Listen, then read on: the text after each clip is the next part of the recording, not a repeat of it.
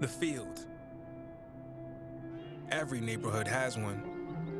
Grass, concrete, or dirt. The stage is the same. The rules, unwavering. And the goals, beautiful. It goes in! Improbable scenes! It's where the dream begins to achieve the ultimate victory. The underdogs have prevailed once again! One cup, open to all. There is a celebration in Orlando. Now, America's oldest soccer tournament is back. Oh, it's incredible! The field doesn't care if you're a pro or trying to be one. It only asks, how bad do you want it? It's unbelievable! The Lamar Hunt U.S. Open Cup.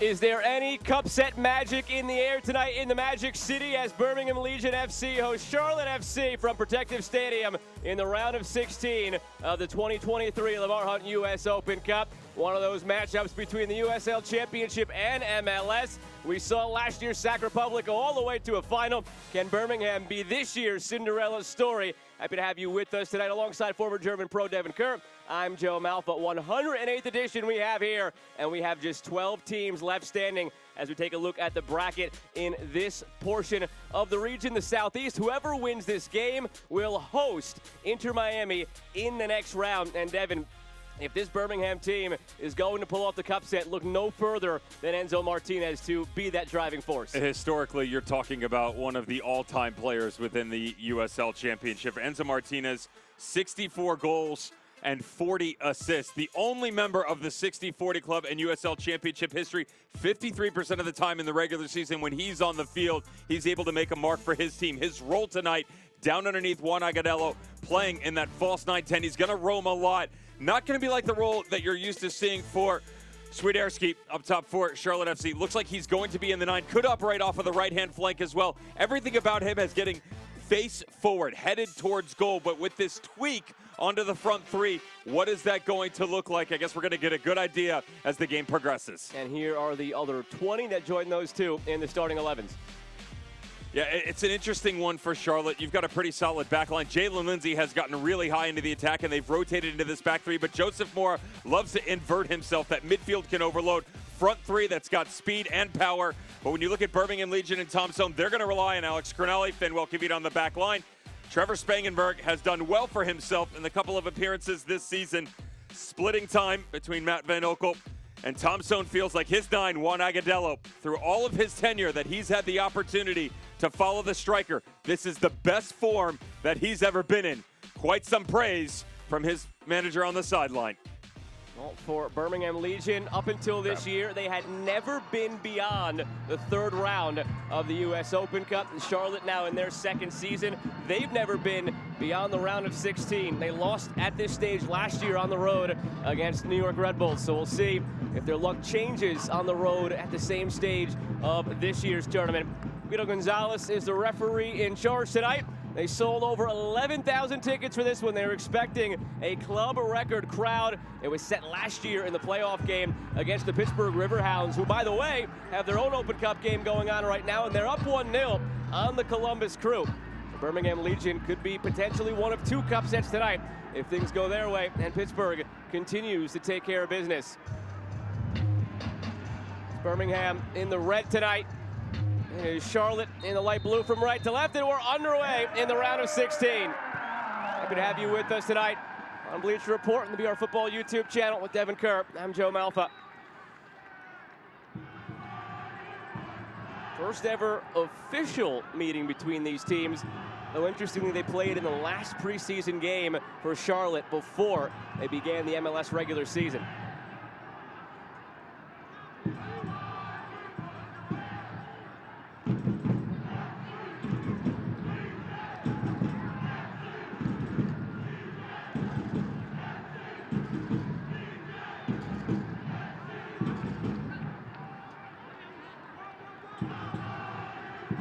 Gabby Alves in the corner.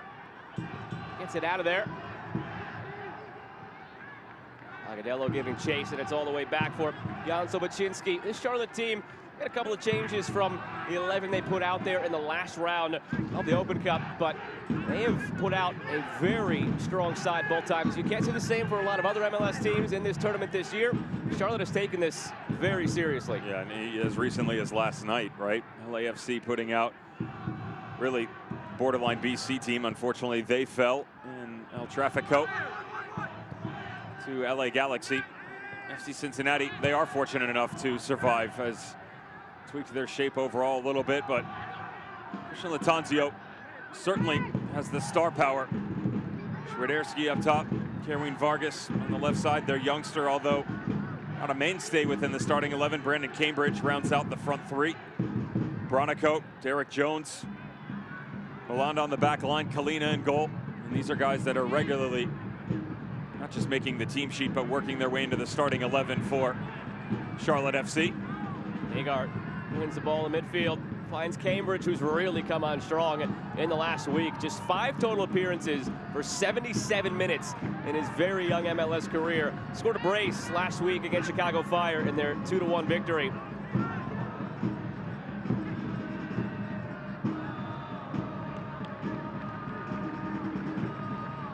Alex Cronali anchors this back line, and it's a unit for Birmingham that has a lot of former MLS players, and Tom Sohn really spoke deeply about that, not only what the importance is of that MLS experience, but the fact that some of these guys believe they should still be in MLS and are playing tonight with that chip on their shoulder against an MLS foe.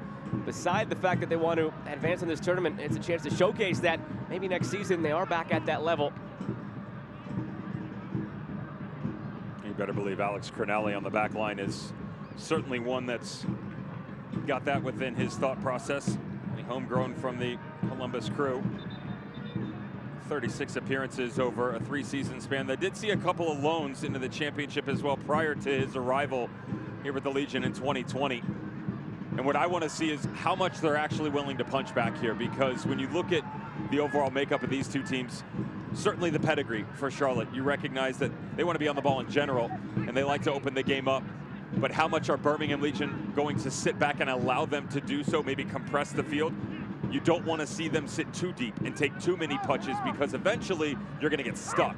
And Charlotte are more than happy with all their rotation to continue to chase. So you would like to see them take a little bit of the pressure off themselves. They feel like they have a real good fighting chance of getting in behind on the breaks. And that's going to bode well, considering the line that you expect Charlotte FC to have pretty high on this field tonight. 8 of the starting 11 for Birmingham either have MLS experience or were drafted by an MLS team.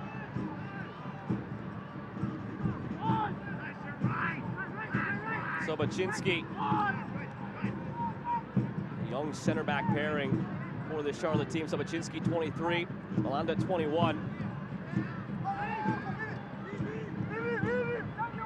Vargas into Schwiderski. Good step in the midfield by Asiadu. Anderson Asiadu, can he release it to anybody? It's one right back by Charlotte.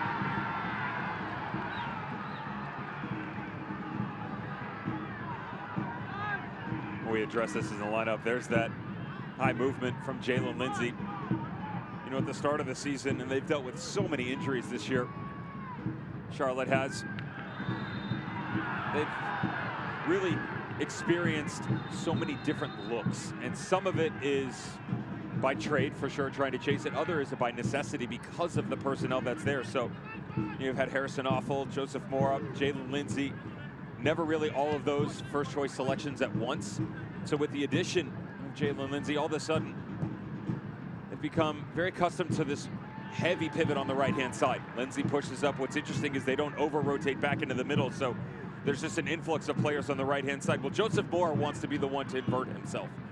So early on, can you find that balance? It's a good recovery by Jalen Lindsey. I'm just looking to see how does that relate to guys like Derek Jones, Brent Bronico, especially when Legion step in, win the ball as you saw from Asiadu, and if he can actually release that, that's where they're going to be at their best. Christian Lattanzio has done a really good job of adapting this year to whatever's been thrown his way, and there was a time earlier in the season where the fans weren't all that happy with him. Heard a comment he made in a press conference not too long ago. He noticed in the crowd somebody had a Latanzio out shirt that they were holding up, and he actually enjoyed it because aside from, you know, them calling for his job, it meant that the supporters have that fervor that you see overseas, and he loved that as it slotted through, but too long and in the hands of Spangenberg. And all he's done since then, by the way, is lead this team on a run of 6 wins in the last 9 in all competitions.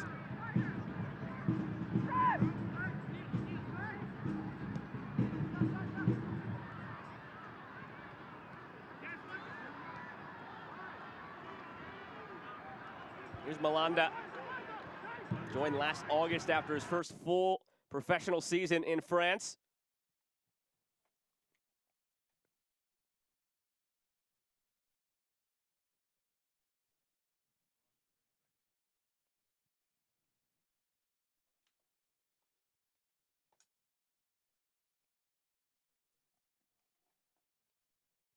Josef Mora up to Vargas. Carrying Vargas, looking for Brent Bronico. And slipped through for Enzo Martinez. Last touch a bit too far, lost his balance.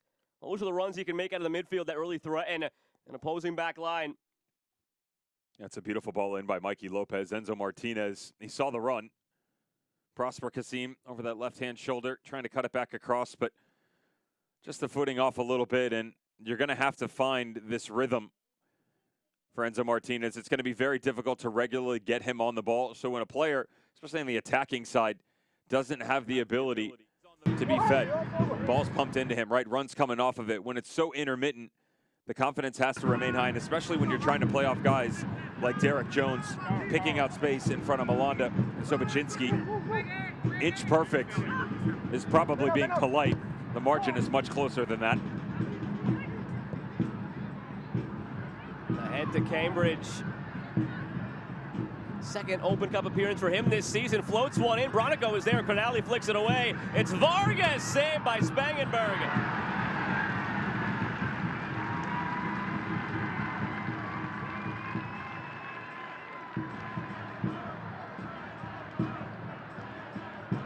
A bad little touchdown in the corner by Brendan Cambridge. Say the recovery run on the back post. Got to keep an eye on there. The speed, Colin Smith. He's got to be better because there was plenty of time. Smartly done by Alex Cronali in the Legion. Move this away from a danger area. It's the best spot that he can put it. But notice Smith just way too far off his mark. Gets caught ball watching. Nice little aggression put forth by Brent Bronico, but you have to be smarter here if you're Colin Smith. Too many runners and options on the attacking side for Charlotte. They come in waves. Perhaps another way right here.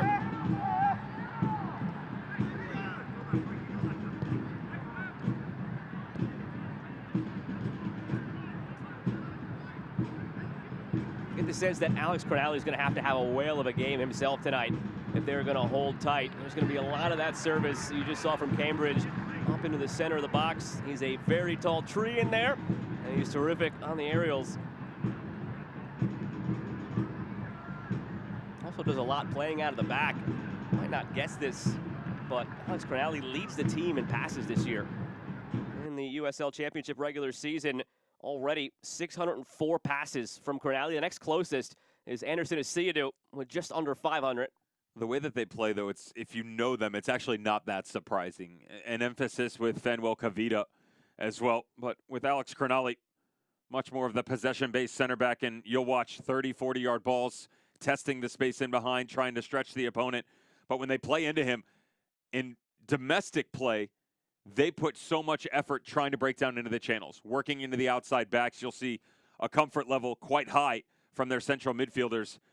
Expect that to be lesser tonight, though, which means the balls that are coming off of him are usually going to be bridging a gap. You're jumping not one level, but possibly 2 or 3. The 5 or 10-yard balls are gone already early on. You're seeing him pinging these ones much further ahead than we're accustomed to seeing from Birmingham Legion in the back line. Martinez, pressure here, goes down holding his face, but he is called for the foul on Chris Hagar instead of drawing it.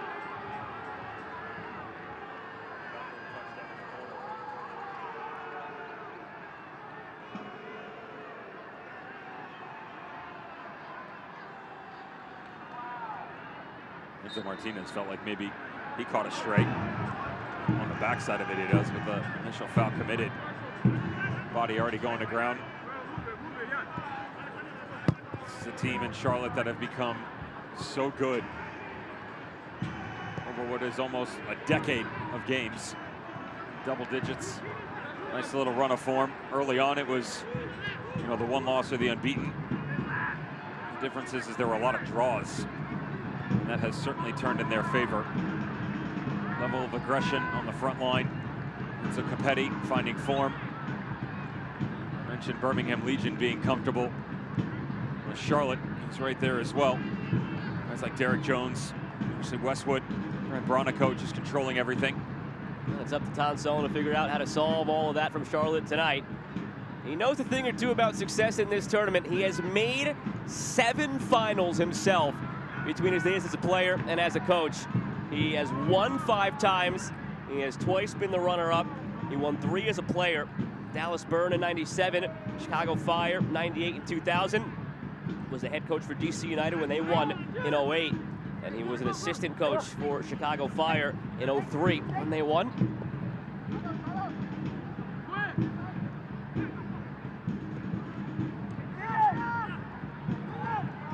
Derek Jones strides through.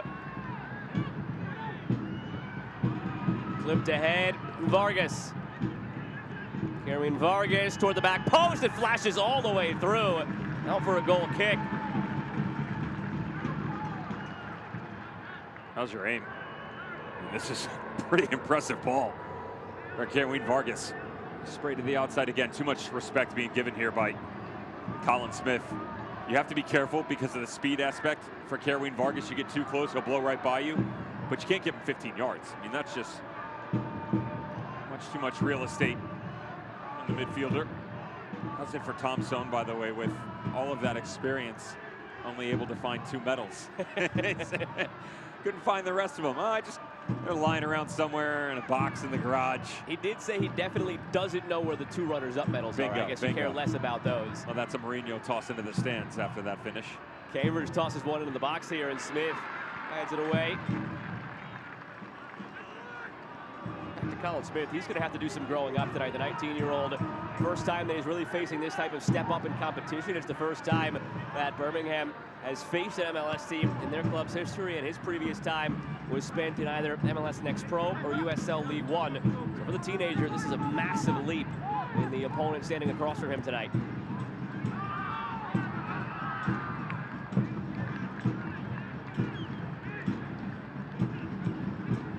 Here's Cornelli. And Smith. Picks up the head, surveys the field, looking through. No one in particular. Signed his FC Dallas homegrown deal in 2021. He's currently here on loan from FC Dallas. Joined the team a couple of days before the season opener back in March.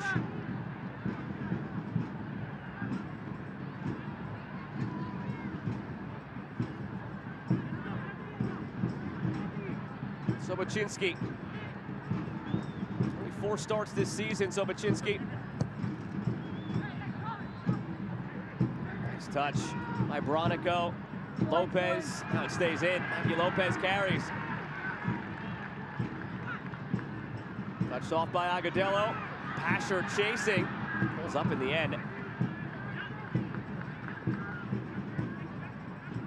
That's something they've lost, Charlotte. I mentioned the long balls coming from Alex Cronali, Birmingham Legion, to Aloma.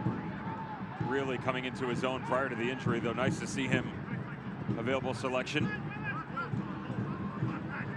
Worked his way back into the lineup here for Charlotte. He can hit a ball with the best of them, not just dead balls, but the run of play. Such a dangerous threat, even from areas like this. You think it's just a little side-to-side 5-yard ball coming off the left center back instead, challenging you into the corner. He'll push the tempo up through the middle, draws the central midfielders out, allows the guys in front of him to cause even more rotation, further to the disruption onto the front line. Another ball by Vargas just into the top of the 6.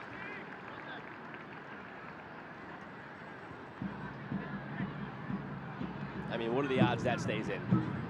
2-1.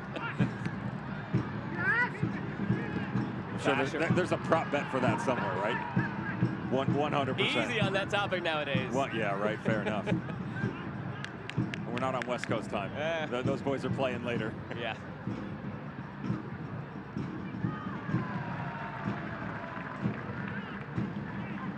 Quarter of an hour into this, if you're Tom Stone, are you liking what you're seeing? Are you hoping for a little bit more on the ball? It's 75-25 right now in possession, and he didn't think it would necessarily go this way in terms of the control.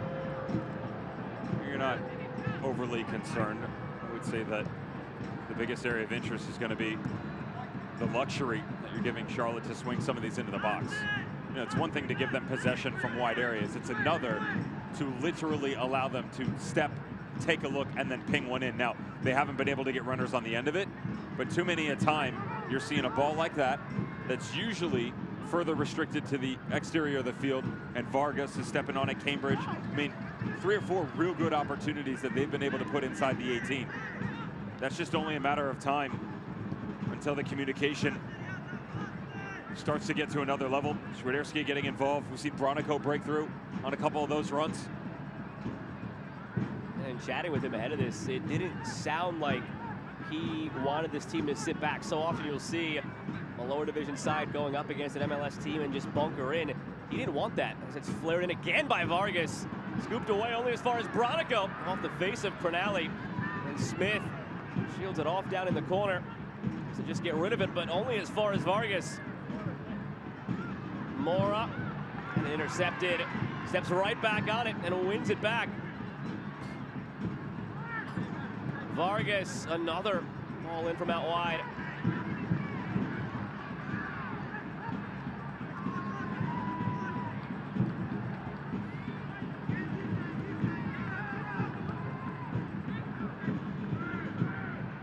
Half turn, Haggard, Cambridge. Cambridge, good foot put in by Alves. Both teams pointing their way, and it's out for a goal kick.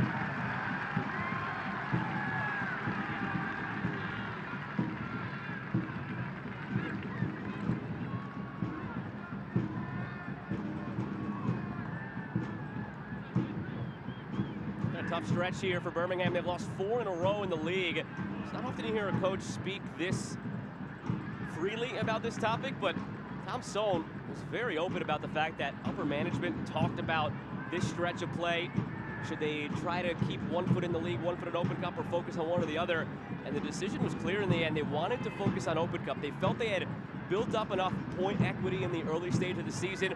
5 wins, a couple losses and a draw, where they were top of the table in the Eastern Conference of the USL Championship, that they can take the foot off the gas, focus on Open Cup, because in the grand scheme of things, they felt that having a home game against an MLS team, perhaps more down the line, would be more beneficial to the club's growth than picking up a few extra points in the league right now. And he noted that this week's press conference, he met a lot of media members he didn't know before, because this press conference alone had the amount as the whole season combined so far. Well, he said overall combined. I mean, putting everything together. I mean, it's really a statement from Tom Stone. But if you look historically at lower division clubs and their, we'll say, ability to try and manage the fixture congestion, it hasn't gone well. You have to look at really 2 teams in the past 15 iterations of this tournament that have found success. It's the 2017 run to the semifinal by FC Cincinnati prior to their entrance into MLS, and then Sacramento Republic last year, who actually boasts the best record overall. Everybody else is usually on the losing side of things. New Mexico United 2019, St. Louis FC 2019, even the NASL Miami team back in 2017 that also got to the quarters. They were under 500. It's not easy. It's not easy to balance it within your own league, yet alone the fact that you're stepping up against greater opponents. And yet, to stand there in front of everyone and say, no, this is the dream that we're going to chase, that's a tip of the cap from me. I agree with you on that one.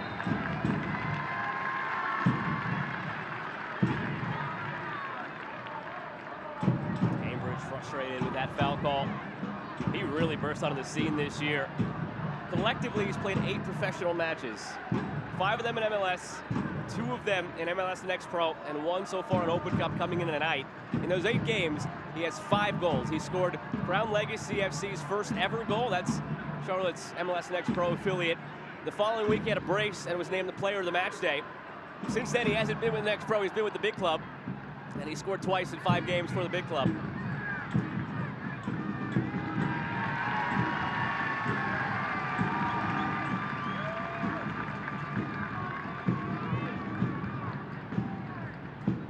Trade for his homegrown rights with Vancouver last December. A very successful career. Portland. Collegiately was 3rd-team All-American last year, Cambridge. Siadu back for Smith, and Basher cuts inside. He's one of those guys who certainly feels like he should still be in MLS. Last couple of years spent with the Houston Dynamo. With the Dynamo, 36 appearances, 6 goals, 3 assists, which statistically is not bad. Finds himself in Birmingham this year. I told you a guy played 36 games and had 9 goal contributions, mostly coming off the bench. You would think you'd be happy with that. Yeah, there's also a regime change in Houston. The Dynamo bringing in Ben Olsen, taking over there. Obviously, the vision not include Tyler Pasher, but this is one of those opportunities. How's that step by Derek Jones? Out to Cambridge. Cambridge's service. They're getting plenty of that service. Haven't turned it into any goalward opportunity just quite yet. Legion just trying to find a way to fight through it. There's great pressure coming from Charlotte right now defensively. There's a good look at it. Really the first time that they've been split. Commentators cursed in full effect. But it's really the runners underneath, and Bronico and Hagar stepping up and eliminating those simple little balls into the 2-6s for Birmingham Legion. Asidu and Mikey Lopez. That's why you're seeing a lot more balls up over the top or forced to the outside.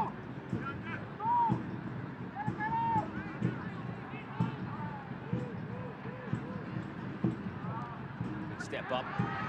Jalen Lindsay through for Bronico. Asiadu fights back. Advantage played. Ahead to Agudelo. Stumbles on the ball. And he was offside. Hard to believe Juan Agudelo is 30 years old now. Burst onto the scene as an 18-year-old with the New York Red Bulls a dozen years ago. 28 caps for the U.S. men's national team. 2017 Gold Cup winner. Spent a lot of time in his MLS career at New England, where Tom Solon was an assistant.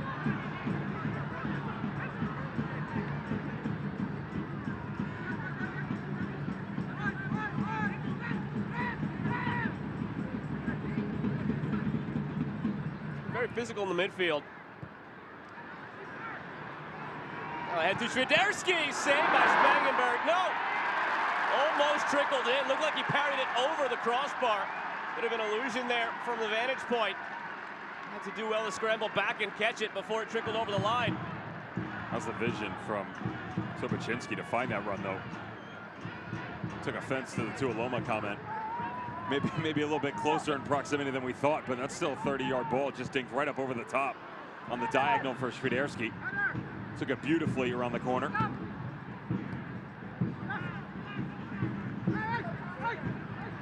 Lopez, Agudelo, his hold-up play, it makes him so valuable to his team.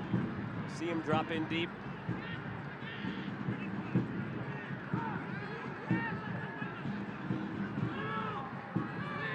Martinez. Oscar Kasim on it. Finds Agudelo. Into Martinez. It's blocked by Sobachinski. First real threat for Birmingham here in the 25th minute. Comes after a threat at the other end by Charlotte.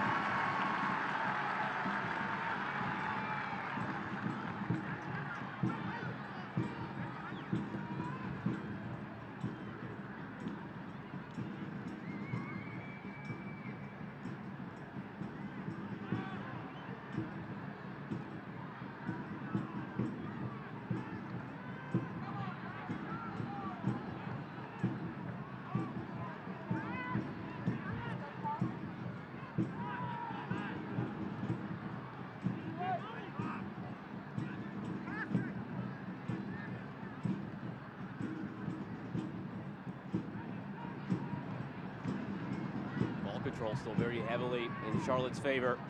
That's not something that looks like it's going to change anytime soon either.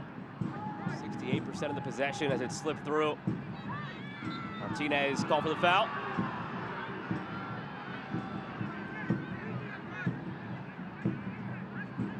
Back-to-back opportunities.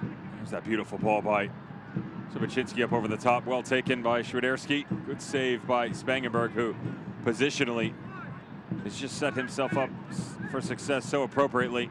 That ball, I thought it was going all the way to the backside with Tyler Pasher. You let that ball drift across to his left foot, all of a sudden you've put yourself in a real precarious position. Offside flag came up on Cambridge.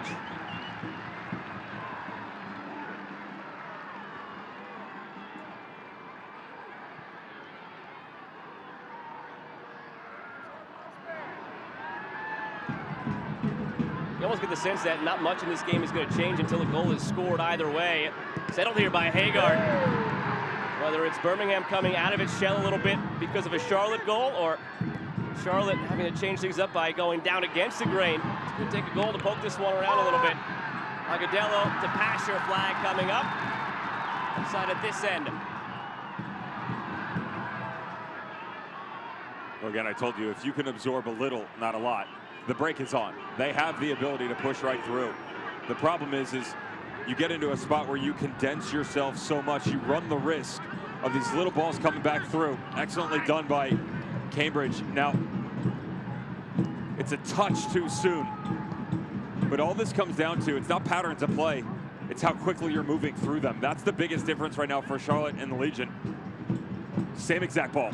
Here he is, Cambridge off the post! Once denied by the flag, once denied by the post. And now the first yellow card of the match will belong to Malanda in transition.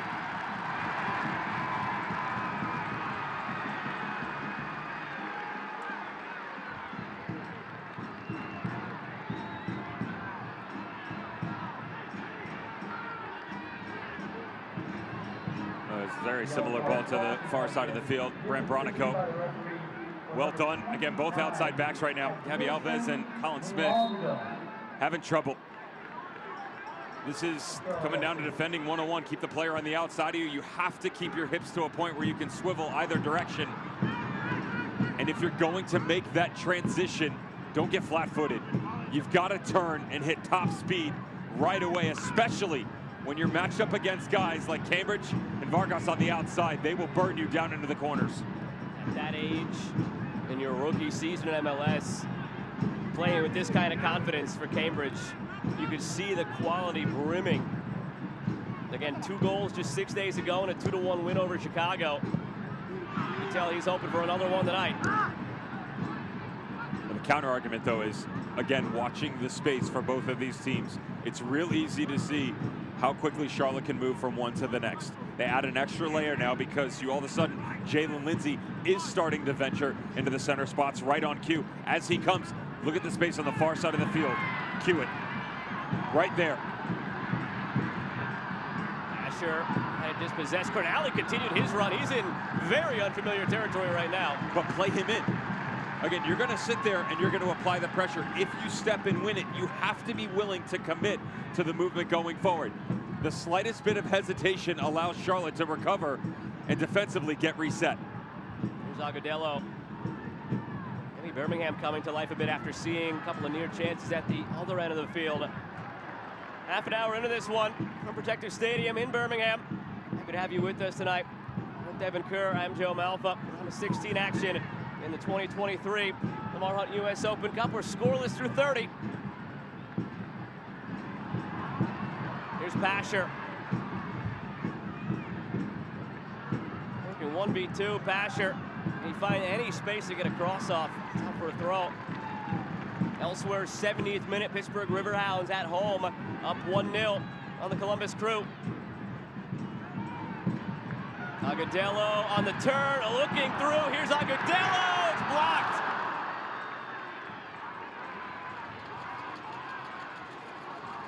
Smith gives it away.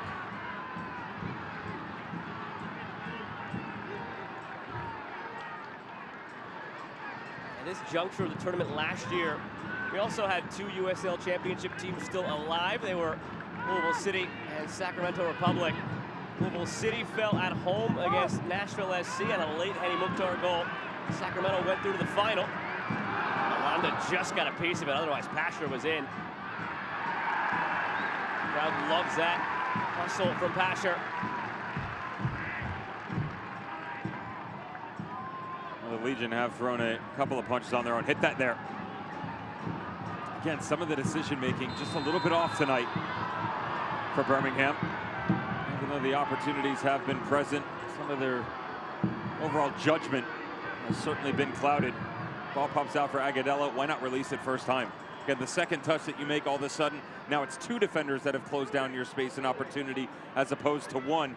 You also give Kalina the opportunity to set himself back over that left shoulder. You let it release the first time, he's more in a center spot on the goal. You can pick either side. You don't necessarily know how many of those opportunities you're going to get. Correct. If you're Birmingham. You have to make them count when they're there. And especially when you've got a little momentum swing like this, where something pops up and you feel like play is in your favor.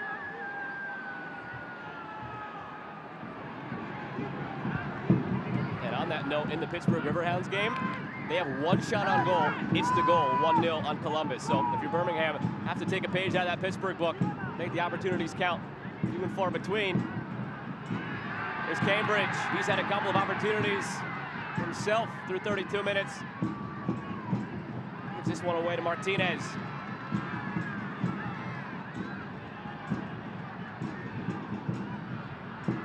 Dribbling right into the pressure of Seydou. Almost lost it to Hagar. Martinez breaks the press, finds Kassim. Kassim sending Pasher. Pasher waits for the bounce. Malanda nods it away. And Pasher commits the foul.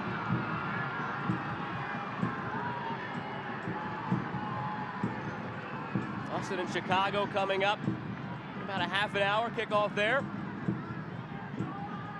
Colorado, Real Salt Lake to round out the round of 16. Quarterfinals to be played June 6th, June 7th. Just a couple of weeks from now.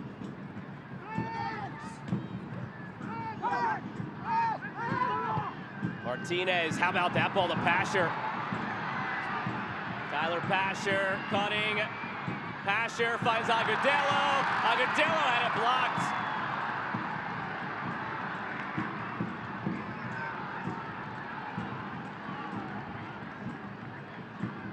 How many times would you have to try that, Devin, on the field to hit the ball the way Enzo Martinez just did on the slice volley?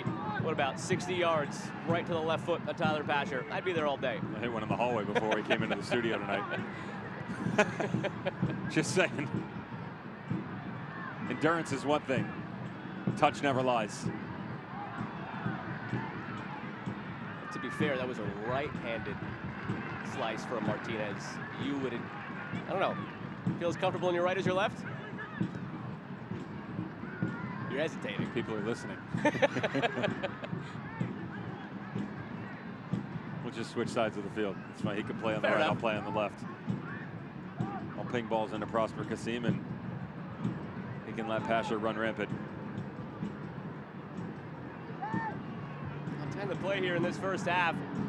Birmingham withstood that storm from Charlotte in that middle 10 minutes from about minute 20 to minute 30, where Cambridge had those couple of chances. They punched back with a couple of their own.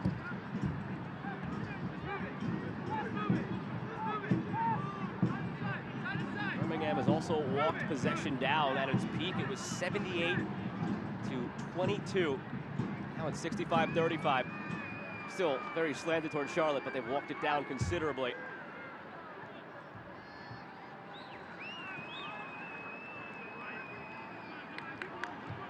A couple of key players on the shelf for Charlotte who were not available for this game. Enzo Capetti, designated player up top, 9 spot. Leading among those, Mackenzie Gaines, Ben Bender also messing with injuries. The good news coming back from the injury front, Guzman Corujo been out with a torn knee, making his first start returning from that knee injury tonight with their MLS Next Pro affiliate, Crown Legacy, at the start tonight. Although Hoping to have him back first team shortly. Already saw Christian Kalina take that same route not too long ago, about a month ago. He had January back surgery, went through the MLS Next Pro team for a couple of games, has been back with the #1 spot here. Untested he is tonight, though. No shot on target from Birmingham. That could change. Pasher. Martinez opens it up to Smith.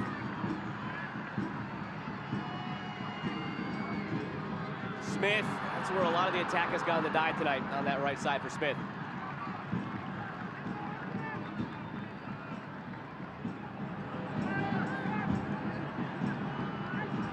Whoever wins this game will host in the next round against Inter Miami. They had a 2-1 win last night against Nashville.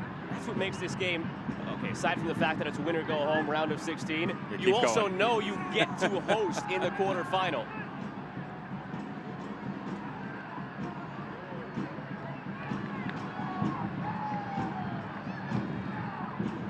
Charlotte in your second year.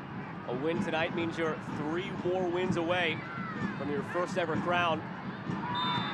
And you get at least the quarterfinal at home. There'd be another draw to determine home field beyond that for the semis and the final. So far, the home matches have been at the Plex, and the crowd has been raucous. For this, we had Bank of America. And we know what kind of home field advantage Charlotte has had over the last year and a half. Skimmed along to Agudelo. Agudelo looking for help. Finds Martinez.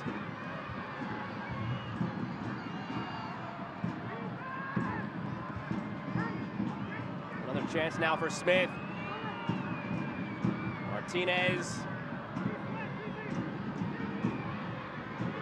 It's for Kasim. Is it along? For Alves, and it blocked. Cronelli. This is the lengthiest spell of possession I think we've seen from Birmingham.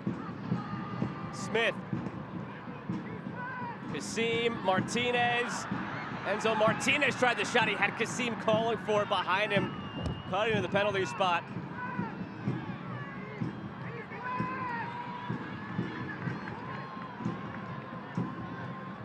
Much better from Birmingham in control of the ball.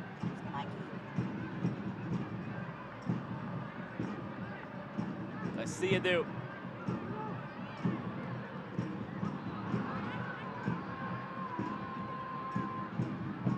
Hagar lost it. I see you do found it.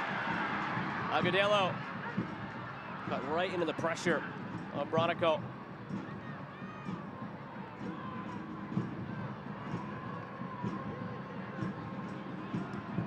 Lindsay carries.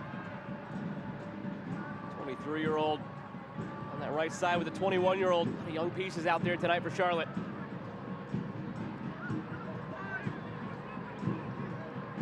Joseph Mora. Kerwin Vargas. Mora, the only player on that back line tonight who's over the age of 23. He's 30. Malanda. It's almost like they've slowed it down too much now. Charlotte, the addition of Jalen Lindsay into the middle, you're basically 2 6s, 2 8s. They don't have that main piece operating underneath Świderski, and as he starts to rotate side to side, there's a gap. If you watch Mikey Lopez and Asidu for Birmingham Legion, they don't really have a ton of marking centrally anymore. Line's either really high from the front 3 or deep in front of them. Świderski hasn't had all that many touches tonight. Świderski. Fans dive deeper into the thrills and drama of the Lamar Hunt US Open Cup. Join the conversation on Twitter and Instagram at Open Cup and on Facebook at Official Open Cup.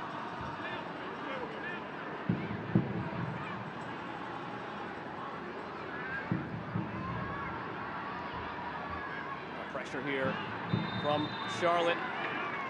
The foul is drawn left side by Alves. You alluded to it top of the broadcast, Evan, that Świderski, with the personnel out there tonight, might not necessarily be able to be in that more reserve position that has yielded so much success for him. Hasn't had many touches on the ball tonight. It just hasn't come his way. No, and if you watch him play again when he's at his best, ball at feet or running an open field, but more importantly, in a positive nature. You know, he's still trying to find a way to get more comfortable with his back to goal. And then it's easy to think, oh, he's a central type midfielder, right? Or an attacking player that's so good on the half turn. Yes, but when you're operating at the top of the 18 and two towering center backs on either shoulder, that's a totally different argument.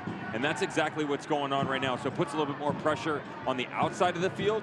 It also adds an interesting dimension to guys like Hagar and Bronico, who are much more role players normally within this team, because you have guys like Ashley Westwood that can push that there, because Schwiderski is dropping down, and all of a sudden there's more responsibility.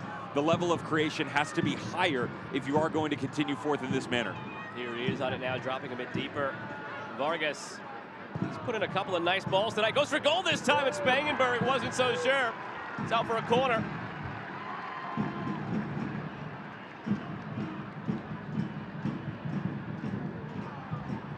This goes in, he gets the FIFA controller first for the rest of the year.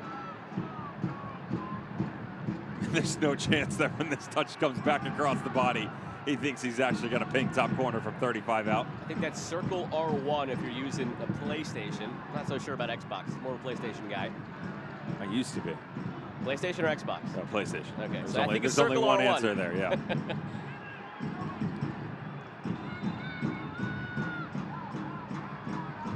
Corner curled in. So Machinsky had it lined up, was waiting at the back post, but Cronali gets in the way.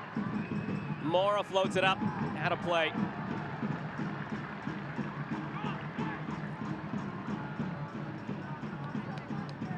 Charlotte doesn't have a lot of spark available off the bench tonight. If this gets into the late stages and it's still a situation where they need a goal, because of the players they have missing due to injury. Look at Justin Merrim, all he's done in MLS in his career, that's the name. Patrick Ajiman, very green, young player, 12th overall pick in 2023 out of Rhode Island. Maybe you throw Bill Tuiloma in there just because he's a threat in the air. Scored 6 goals last season for Portland. It was 5 of them on headers, dangerous on set pieces. Yeah, but he's not exactly someone you're looking down the bench on going, let's go chase a goal with him. No. Ashley Westwood, the level of efficiency that he operates within the midfield, certainly can bring a calming presence. Would also make the argument that something that you can do, we've seen late in games for Charlotte, we saw it at Sporting Kansas City as well, is if for any reason you decided you wanted to bring on a defender to shore up things on the back line, you can also bump Jalen Lindsay up higher. Now, we're speculating in the 44th minute as to what could be. They're not worried about that right now. This is about trying to find a way to just tailor their efforts in the final 30 yards. Because, again, the build's fine. There's some good movement. We've seen a couple of looks of balls being floated into the box, but it's the runs on the backside of that. It's the communication when you start to get into combination play 20 yards and in that has really struggled for Charlotte in the first half here. And by the way, can you do all that and then not leave yourself susceptible to the counter? That's probably the biggest argument coming out of the dressing room. Free kick on the way for Charlotte. Elsewhere, 83rd minute, Pittsburgh still up 1-0, holding on.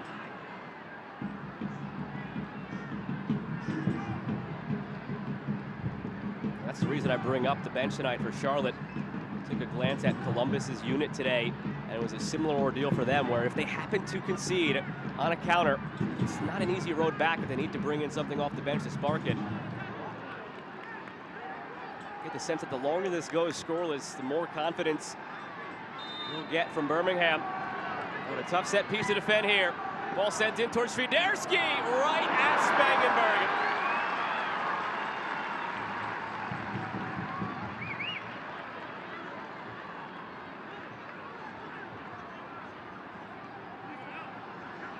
One last threat there.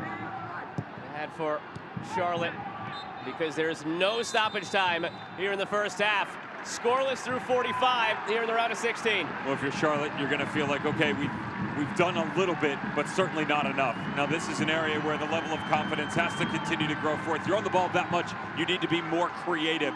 And can you do it with the personnel that's on the field?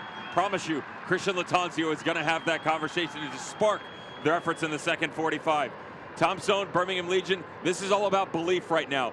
They are fully vetted at going after this idea that they can continue forth in the Open Cup. Half of that is complete. All you need is one opportunity and one chance. Can you do it in the second half? Well, in the previous 107 years of this tournament, a team from Alabama has never made it to the quarterfinal. Birmingham hopes to be the first, but it's not going to be easy. We're scoreless through 45.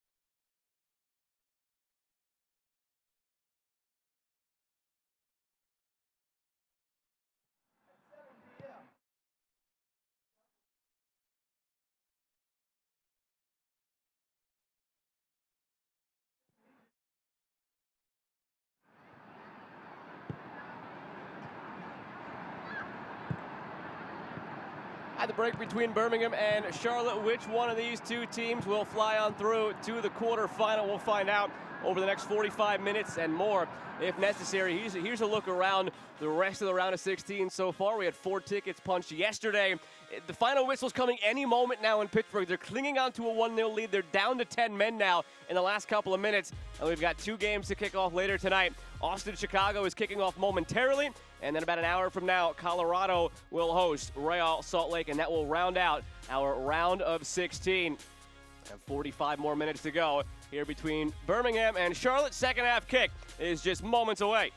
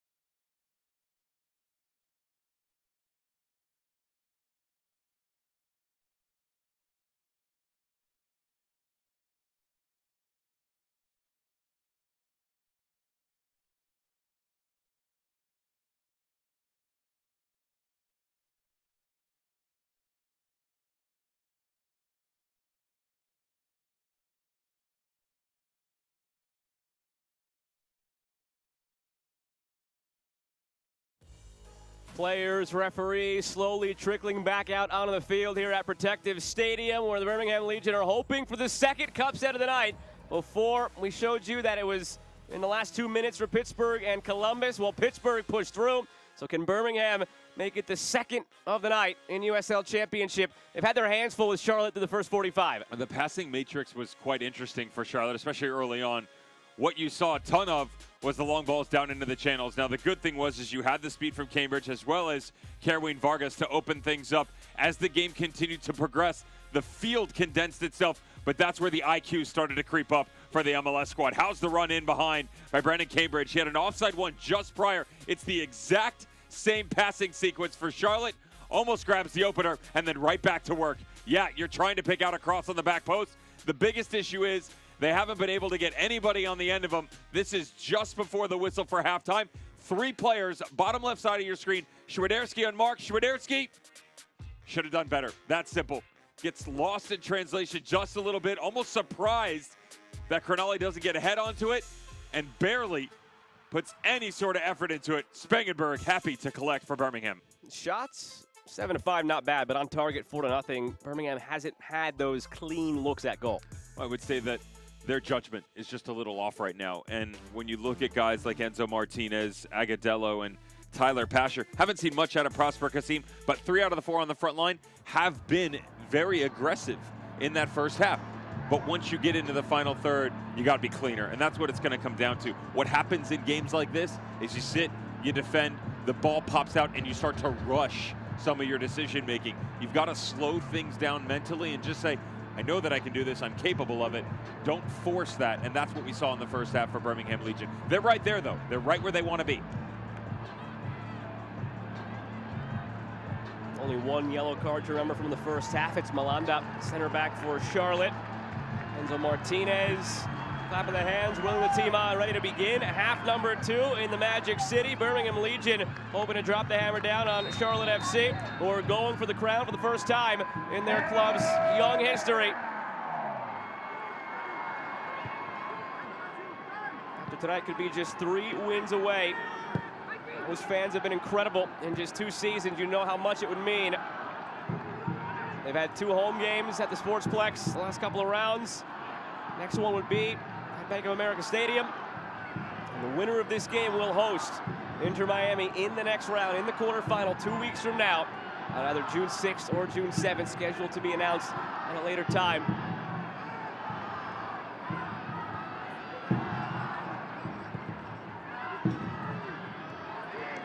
Here's Cambridge, so active in that first half.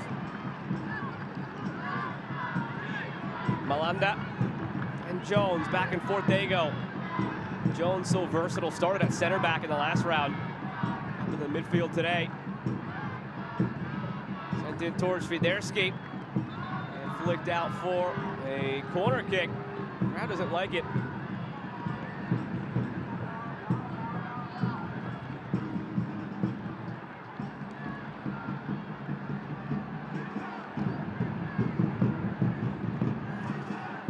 One corner in the first half for Charlotte.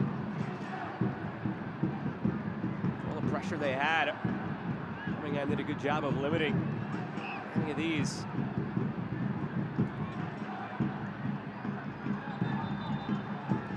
Guido Gonzalez wants a quick little word in the box.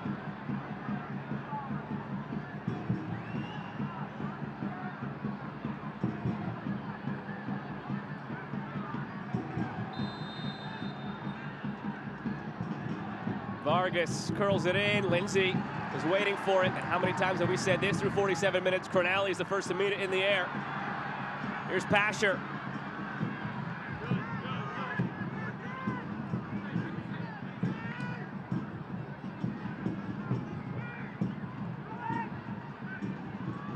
Cornally through for Martinez. Jones is there. Agudelo to release Smith, but he draws the foul.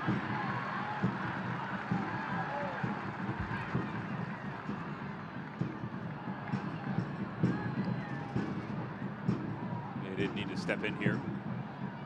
Everybody's mark. Sobochinski comes a little bit high.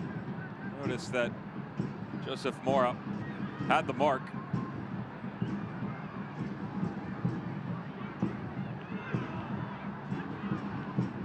Seems a bit more apt for action here at the start of the second half. Appreciate that. Apparently the bat phone you still have hooked up.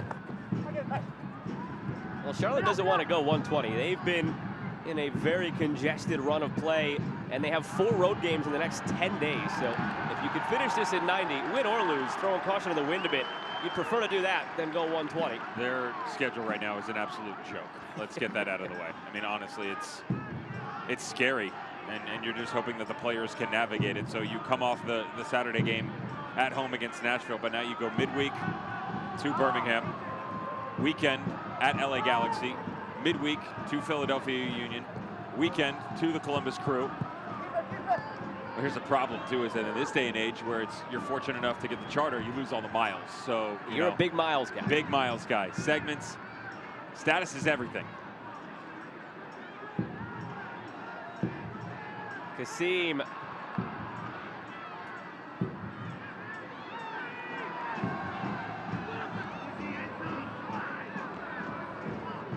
Thompson knew that coming in. Just a reminder here, Pittsburgh took it 1-0 over Columbus. Thompson coming into this game knew that there would be a heightened focus from Charlotte. Yes, he's been around this tournament long enough, having won it 5 times as a player and coach, to know that at a certain point, you really focus in that the title is not too far away. First couple of rounds, teams maybe don't take it as seriously. They kind of just feel their way through the dark, rotate the roster. But after you win a couple games, then you start looking ahead. And while Charlotte is at that juncture here where they are looking ahead and the title is 4 wins away, they do still have to be uber careful of how they manage the players, already dealing with a couple of injuries. Swiderski.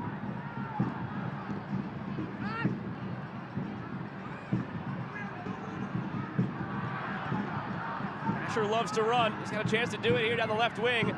Agudelo started to bend that run through the center. Pasher draws the foul, and it's a second yellow to Malanda. That changes things.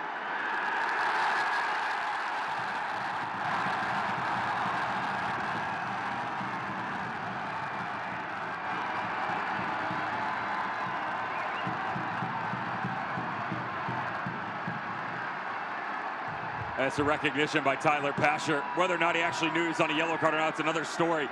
But watch the space. This is your dream as an attacker. One-on-one, he's forcing you to the sideline, but he's forcing you to your best foot as well. Tyler Pasher always wants it on the left-hand side. He's patient, and he will work you into it. Quick-witted, fast-footed, and just a little deft touch around Malanda. Knows exactly what's coming. You don't often see a mistake like that from the Frenchman. So even-keeled in nature on the back line, but that is a massive mistake for the defender, and down to 10 men for the visitors. 21-year-old has been a staple for this team. 14 starts in the league this year. Now they're down to 10 men.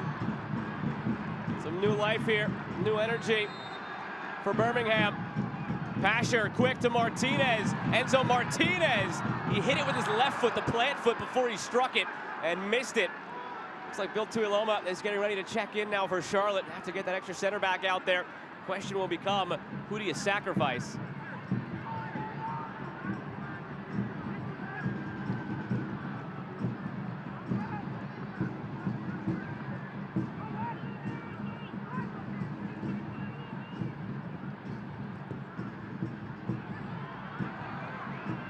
Agudelo.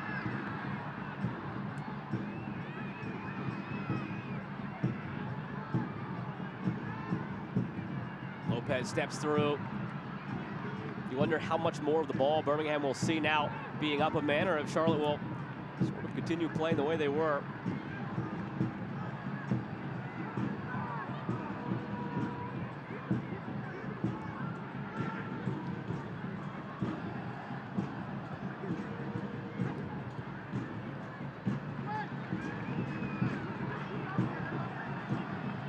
Well, you asked the question, and I was immediately going to say to you that it has to be a central midfielder, and then we've gotten confirmation from the sideline that it will be Chris Hagar who's going to depart here. You have to find a way on the width to make sure that you still have a presence. If you're Latanzio, he recognizes that. He keeps the speed of Cambridge and Kerwin Vargas. Of course, Swiderski, the most dangerous attacker you have.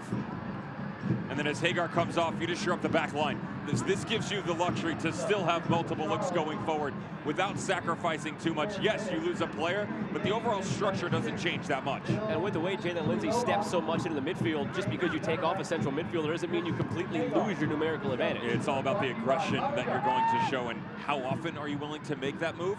And when you do, now the communication is at another level where if Lindsey goes, you have to be comfortable sliding over into that three, because you know, as you just saw, that left-hand side just got a little bit more susceptible, right? It's the right-hand flank for Charlotte, the left for Birmingham Legion, especially since they changed about 25 minutes into this match.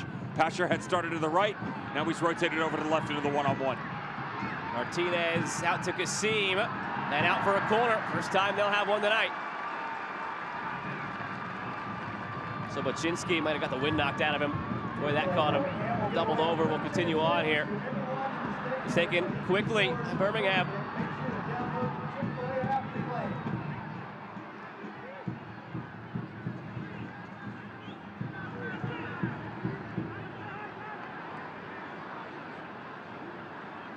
Opportunity wasted from the corner for Birmingham.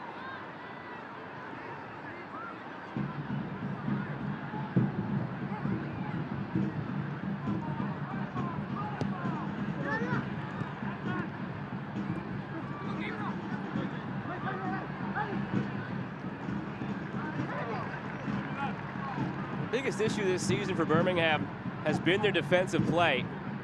Now, granted, Thompson admitted that some of that was because they've put such an emphasis on the Open Cup and maybe taken their eye off the prize a bit in the league. But you look at their track record defensively. 2021, 6th in USL in clean sheets, 2nd fewest goals allowed. 2022, 5th in clean sheets, 8th fewest goals allowed. This year, only 2 clean sheets in a dozen matches, and they're dead last with 22 goals conceded in those games. But you know they have the talent and the experience defensively to lock things down.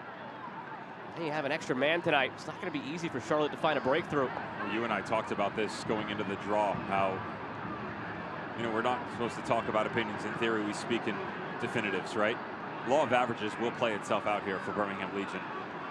In this specific instance, you're hoping that it favors them tonight if you're Tom Sohn. I would say that what's interesting to me is a couple of those clean sheets have actually occurred on the road. You do it at the Tampa Bay Rowdies and at Hartford Athletic. Also, some other teams within the Eastern Conference, the talent pool has shrunk in the sense of you've lost some of the dead weight. That just means the level overall has come higher. So the must victory that would have been 3 points automatically back in the day traveling to Loudoun, those are the days of yore. That's no longer an easy win type situation. You've gone cross country, you've gone back and forth. All of a sudden, whether you're sitting in first or at the bottom of the Eastern Conference at 12th, it's close, much closer than it was in seasons past.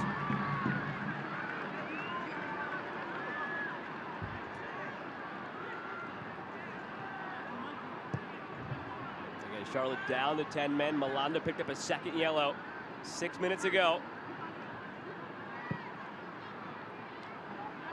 Pasher. Tuiloma comes in a bit rash. Guido Gonzalez says play on. Lopez looking for Smith. And the offside flag comes up on Smith. Charlotte in this run they've had. 6 wins, 2 losses, and a draw in the last 9. They had won 4 in a row until they lost this past weekend against Nashville. They scored 17 goals in those 9 games. You pair that with the defensive struggles of Birmingham, and you figured on paper, and maybe Charlotte has a significant upper hand tonight, but players missing, and to your point, law of averages, the last 4 games are not indicative of Birmingham's defensive abilities at large. It's just been a tough little stretch for them. A little tough moment here for Agudelo. Took a knock on the knee, it appeared.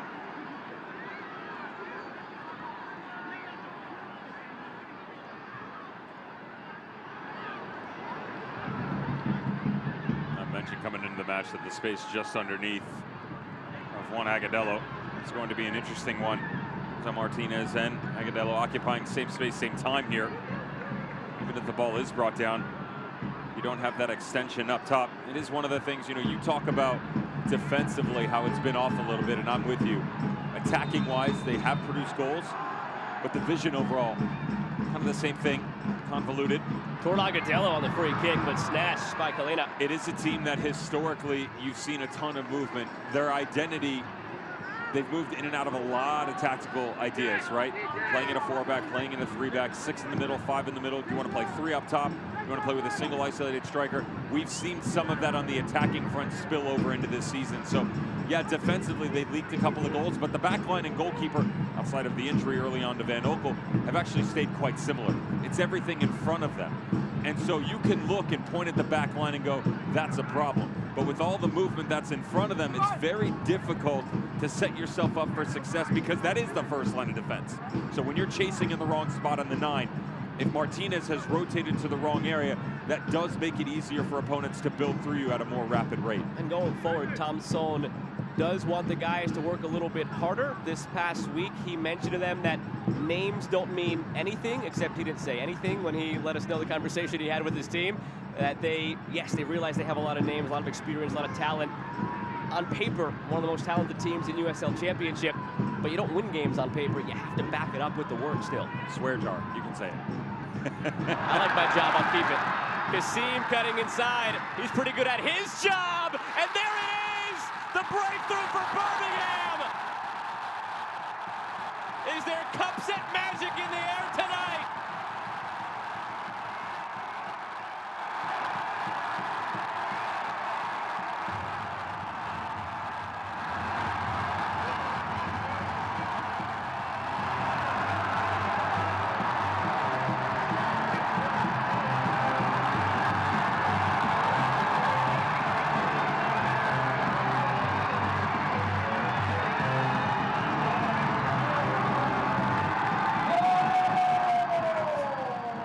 absolute seeds for the Birmingham Legion. He actually starts the movement itself. There's the deep lying run. And oddly enough, the extension does come, but not from Agudelo, not from the advanced run from Enzo Martinez. You don't find Tyler Pasher. Instead, it's the man that all the way back in 2019 put them on the map. The first home goal ever. The 94th minute winner against Loudoun pushes them into the second half for Prosper Kasim. Unique, perfect, minted for Birmingham Legion, and the lead for the home squad. An hour into it, up a goal and up a man. Over 11,000 tickets sold tonight. They were expecting a club record attendance. And they want to give these fans some more to cheer about. Agudelo has Kasim. Kept it himself, waited too long. Moment squandered. A couple of times Agudelo has looked indecisive and just hesitant when they've had that type of charge.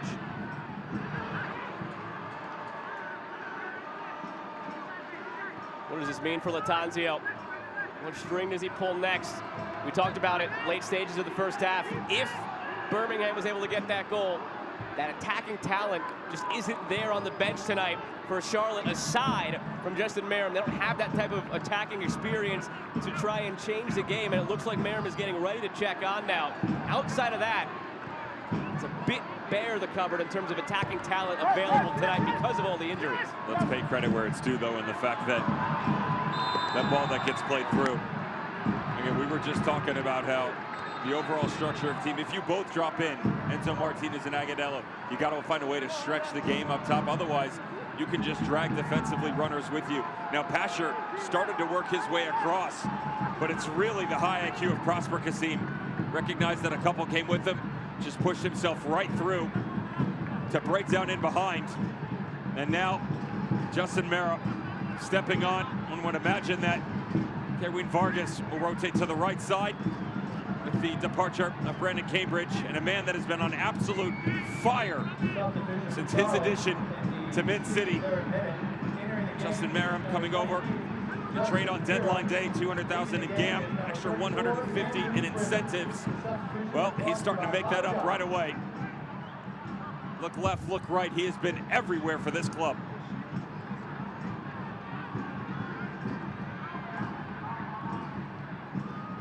Only been about a month since he came over from RSL, Merrim.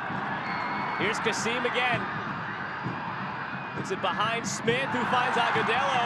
Agudelo through to Smith. He's stumbling down. Is there a penalty call? No. That's one where if Smith might have gone down, he might have gotten the call. Fair play to him for playing through and not going down easy. Asiadu restarts the attack. Martinez out to Kasim. Kasim weaving through a goal already. Agudelo back to goal. Agudelo skies it. I was looking at your body language. You seemed like you thought that was going to be a penalty as Smith was stumbling down. I'm just surprised that the referee didn't point right away, because you're going to claim advantage here, and I fully understand that. The double attack on the right-hand side just loses the trailing run. He's a bit fortunate on that touch right there, but how do you let him slip through? Right there. Again, it is advantage. He continues forth. It's the right call. Just surprised that he's actually able to keep his body upright and get a touch on this. Left side there, Sobochinski and Moore, you got to be better. You can see the play developing right in front of you. Nothing groundbreaking tactically. Cannot allow that ball to spray through.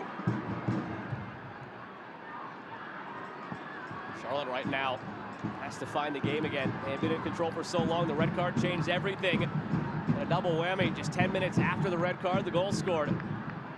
Someone needs a new sock.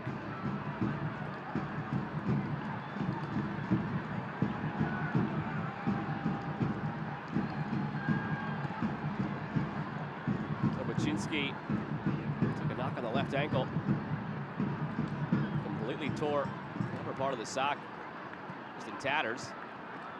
Sobochinski has taken a beating so far in the Open Cup. There were 2 or 3 times last game against Orlando where he needed the trainers to come on, but soldiered on. Here he goes again.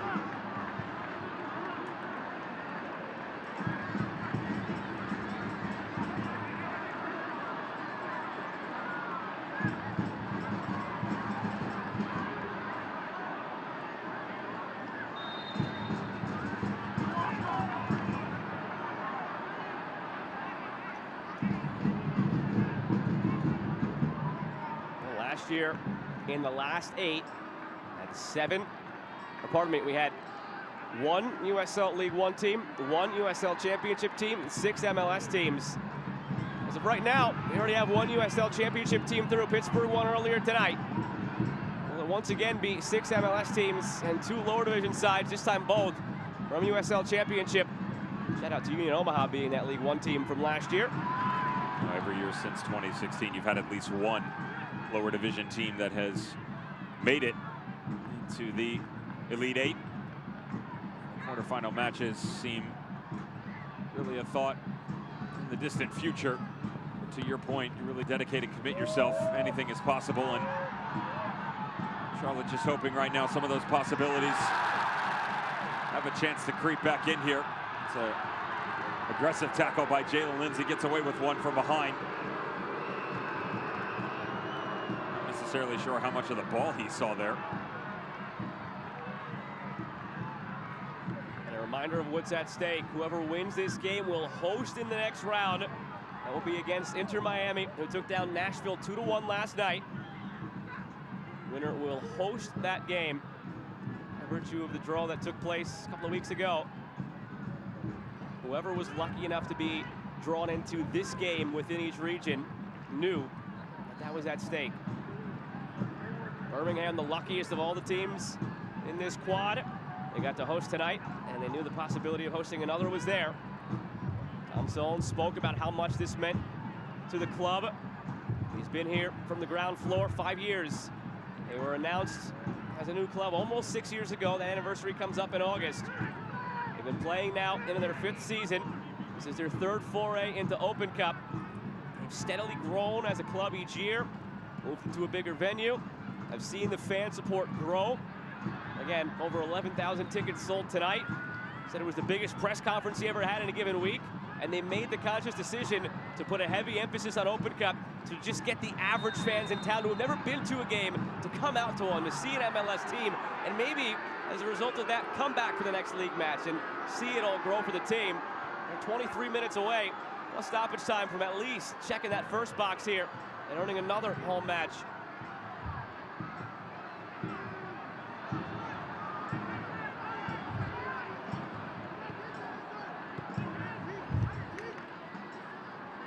Loma. Vargas, as you mentioned, on the right side now with Miram rotated over the left.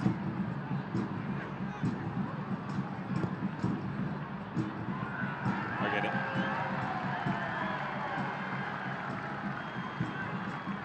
Watch the way that they set themselves up when they get into this mid-block.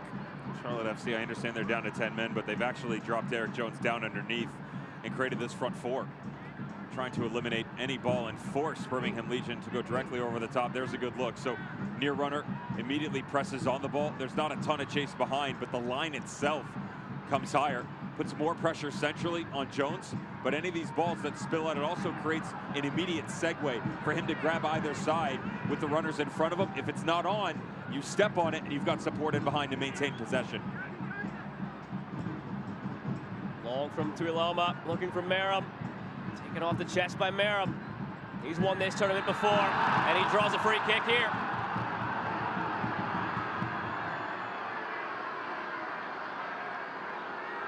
Three assists in his 5 appearances on route to the title with Atlanta back in 2019, Miram. And change a game off the bench. Great chance at a set piece now. He's changed the game for Charlotte ever since that he's stepped into the beautiful Buell. 3 assists and 2 goals in 5 appearances so far since coming over from RSL. Really a resurgence in his career last year. Not that anything had fully fallen off, but 7 assists in 22 appearances makes you feel a little bit good about yourself. Quickly becoming a fan favorite for his efforts put forth.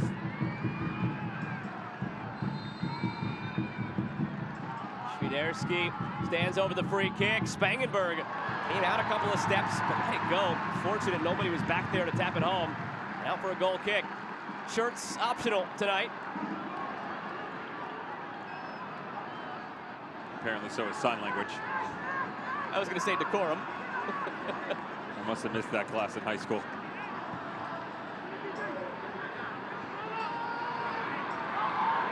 Siadu to Pasher. Agudelo running in behind as well. Pasher keeps it.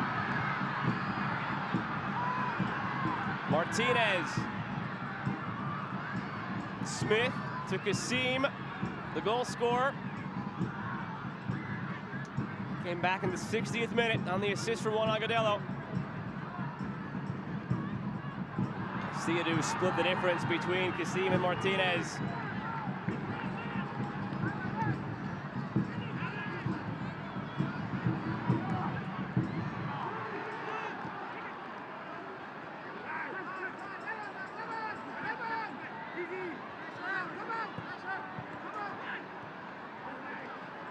Just under 20 minutes to go, plus stoppage time.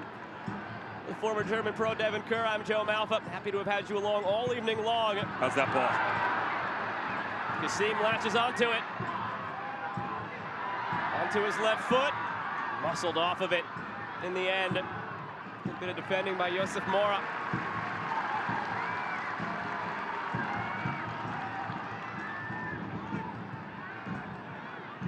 Enzo Martinez. Slow in the dribble, now quicker, but a heavy touch.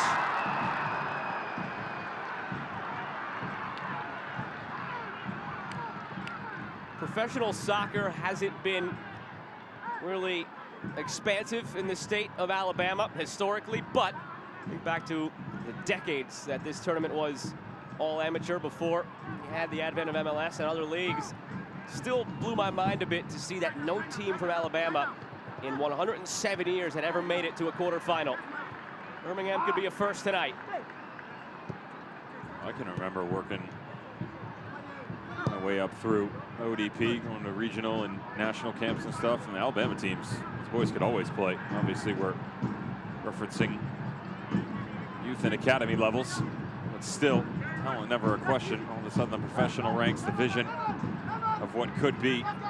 Tom Sohn, Jay Heaps, have had their finger on the pulse for quite some time now. Agudelo had the overlapping run in, pulled out. And every single year just slowly adding a little bit to it. Started off their opening season in 2019, made the postseason, won it every year since.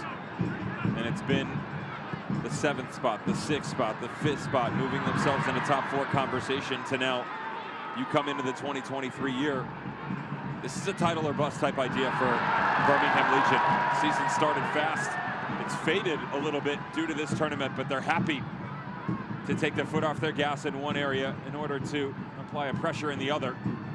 And they've done so to this MLS squad in Charlotte FC. The question is I don't really want to say can they hang on, but how much is left in the tank? And is there any magic left for Charlotte, who's down to 10 men? Can they give themselves any sort of respite along the way? Gabby Alves beyond Pasher. Agudelo commits the foul. Take a look at Open Cup historically, last decade or so, and so often the teams from MLS who go on to win it aren't those top of the table dominant powerhouses. There's a lot of teams who are playoff teams, middle of the pack in their conference, who maybe underachieved, injuries here, injuries there, turn it on for this tournament. Charlotte fit that bill as a team who has that depth of talent. Injuries have reared their ugly head here for this match tonight, and so is the match congestion in the schedule. They were certainly a candidate, and right now in peril. Agudelo right at Kalina, left the rebound, but he gets to it.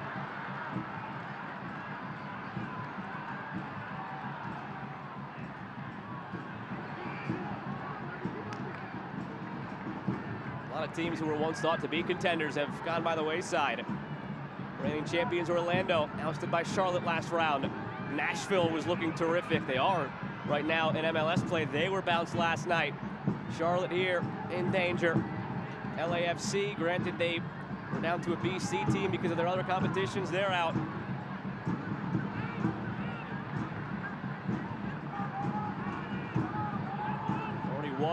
lower division side through the Pittsburgh River Hounds. Will Birmingham Legion join them?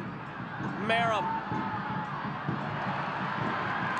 It's funny that it could be Birmingham and Pittsburgh winning on the same night. Those two teams have been attached at the hip the last couple of years. The playoff game that wasn't 2 years ago. Last year they did meet in the playoffs, and it was Pittsburgh equalizing late and then emerging on penalties.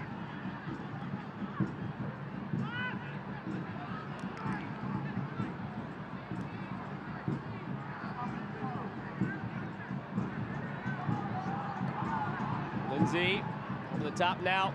Vargas drives it centrally. Merrim blocked by Crenali before Spangenberg.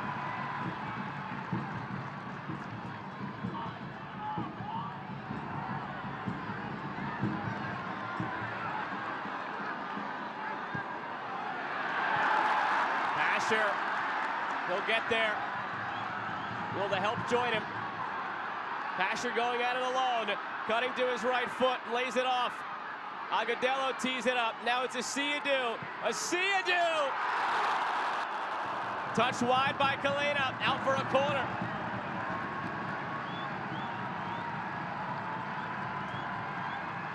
They give credit to Charlotte in pushing Tyler Pasher back onto his right foot. They've seen the blueprint on how to shut him down, and finally are getting him out of his danger area. The problem is you got to remember all the runners around you. 5 separate players from Charlotte just slowly making their rounds.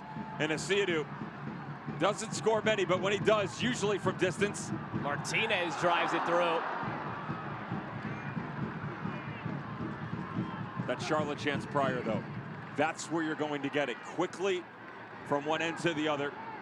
Same thing with Jalen Lindsay. He had bumped himself up high. Good little ball by Brent Bronico, ushering it down into the corner. And that's when the speed that I was talking about early on, whether it was Hagart in there, if it was Karine Vargas or Cambridge, now it's Justin Merrim. It's going to be up to one of those players. If Świderski can't get on the end of it, you've got to attack the central locations. Really good movement from the visitors. Just an excellent save by Spangenberg on the backside of it. I understand the red card has changed the complexion of the game just a bit, but Charlotte was having so much success in that first half, getting in deep, sending in the crosses. Here's Agudelo. He couldn't hold his water. He's offside. That won't count. And at the other end, Charlotte had so much success getting Birmingham to face their own goal. Looking at those crosses back, whether it was Cambridge, whether it was Vargas, that just hasn't been there in the second half. Again, the red card plays a factor, but they haven't just gone that route. This is what you get paid for, though. This is where the limited opportunities, the overall level of play, the removal of one of your assets, if you're Charlotte, if your manager's something to think about. If you're wearing one of the jerseys right now, Mint City. I mentioned the Magic right now. You're not even looking for that. You're just looking for some sort of opportunity. Justin Merrim had a real good look about 3 minutes prior. And again, just down underneath. Notice it's not an all-out press. They're just slowly, Birmingham Legion, moving pressure up high. It does expose themselves a little bit. So if you can find a way to get that outlet ball on the outside, Karine Vargas, when you play in, Świderski plays off. Just have to retain possession and move quickly through the ranks. Martinez to Pasher. Nice movement in the midfield here for Birmingham. Smith finds Pasher. Back to Asiadu.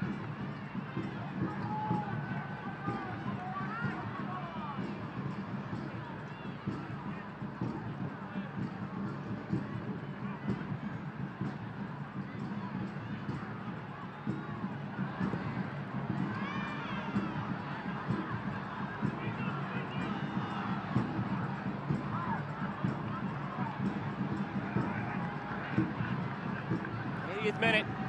Tuiloma goes through the middle for Jones. Swarmed. Lopez wins it. Martinez. He won't think twice about this. It's deflected. Corner on the way.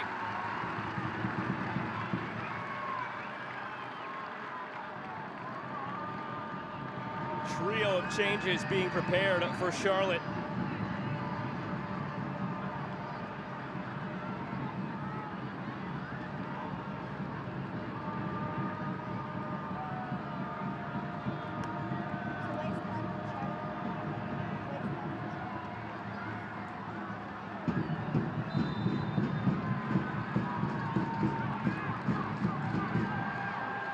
Short to Martinez.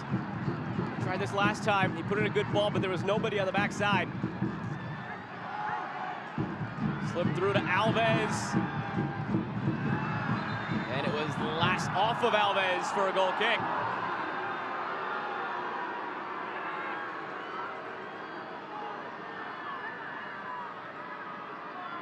Here come the changes for Charlotte.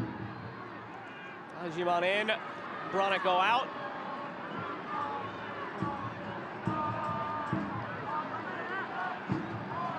Substitution for Charlotte. All for Lindsay. Number 8, Ashley Westwood. Westwood comes in. Number 14, So Byrne into the match. Joseph Mora, the last to exit. And one would imagine this will shift you more into a free type look. A lot of coverage on the right-hand side for Nathan Byrne. Tuiloma asserts the middle, but now you got a speed option up top, and Ajimon. I talked about the level of quality that Ashley Westwood brings to this game. Well, now he's got a pairing mate. Derek Jones just had too much of a responsibility on the inside. Now you have two central midfielders with that little pop in front with Schwiderski. Good width. Yes. Counter more open. Yes. More pressure on the back, but you got to start to chase this game inside 10 minutes to go. It's a good look from Latanzio. Can you execute now? Agudelo into Lopez. Manuel Cavita out for Alves. Martinez splits. Here's Alves. Gabby Alves dispossessed and commits the foul. We haven't seen Birmingham go into any sort of defensive shell, looking for possession, trying to just ice this game over the finish line. They have continued to push down on the pedal and look for that insurance goal. The question is, will they be able to find it and alleviate some of that pressure?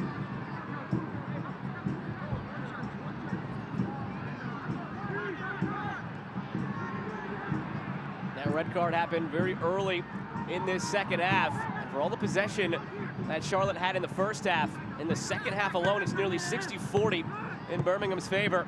And they're out shooting Charlotte 7-1. Ajimon barrels through. Just into the game, Ajimon is wide and out for a goal kick.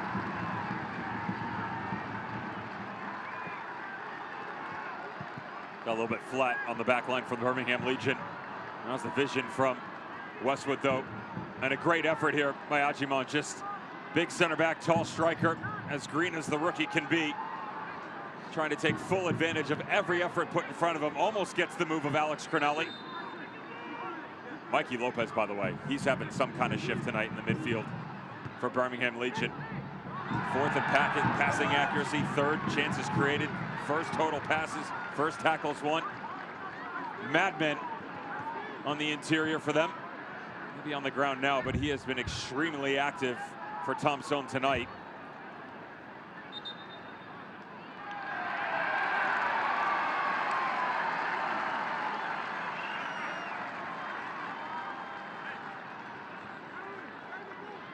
It's Westwood who picks up the yellow.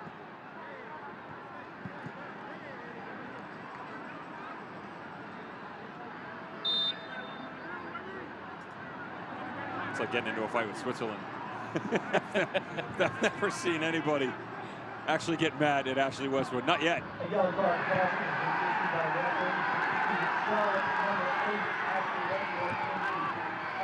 There's always time for a first, and that's what we could have again here tonight. Birmingham's never made it even this far, and a team from the state of Alabama has never made it to a quarterfinal in this tournament. Cronelli is down for Birmingham.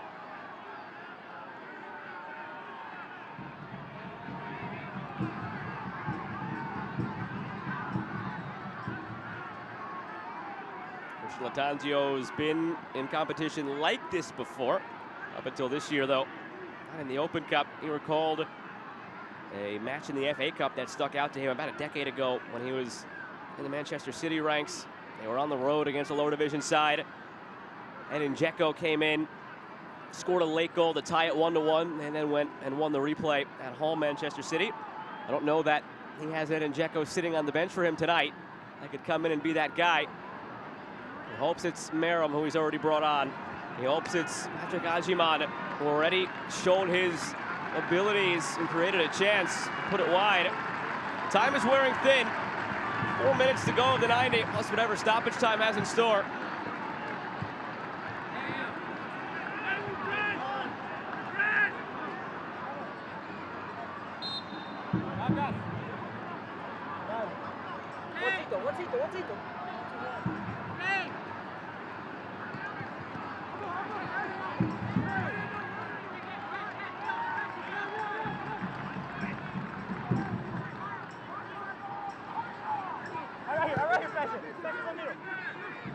Tuiloma all the way back for Kalina.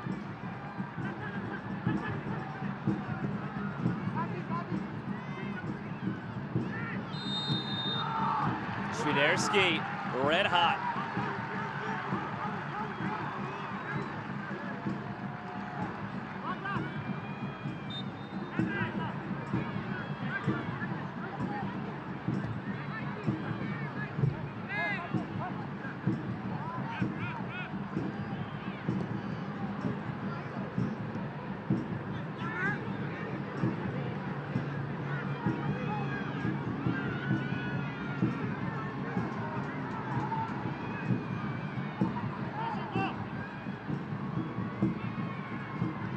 It's halftime between Chicago and Austin.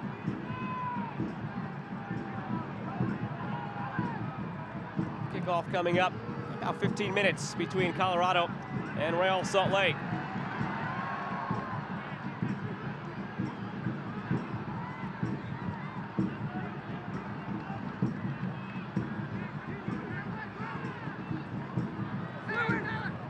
Vargas, way too far ahead. That's a pretty easy foul call, and Westwood's already on a yellow that he picked up with his mouth a moment ago. Just have to be careful. Can't afford to go down an extra man now this late on.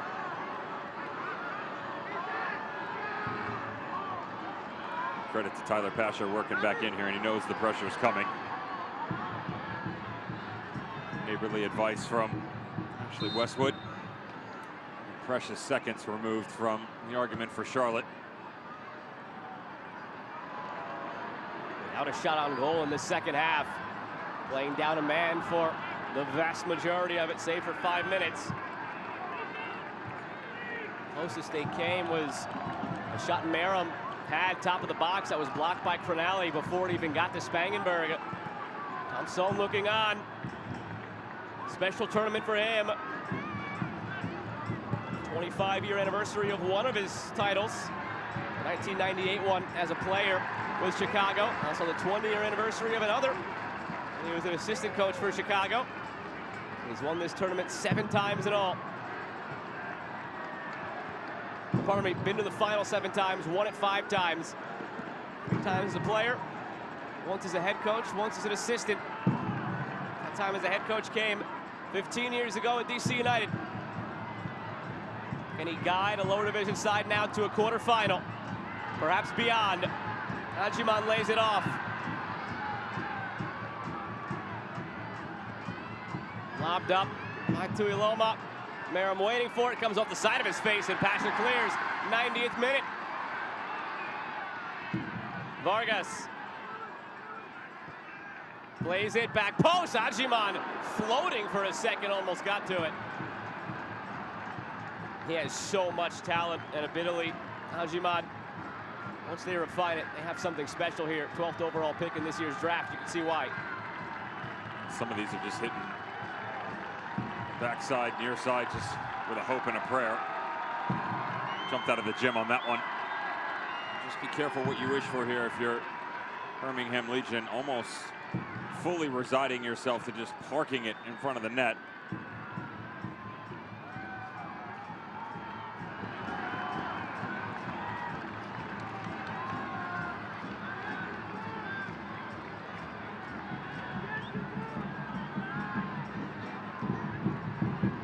Clock reads 90, 4 minutes tacked on. Set piece comes in.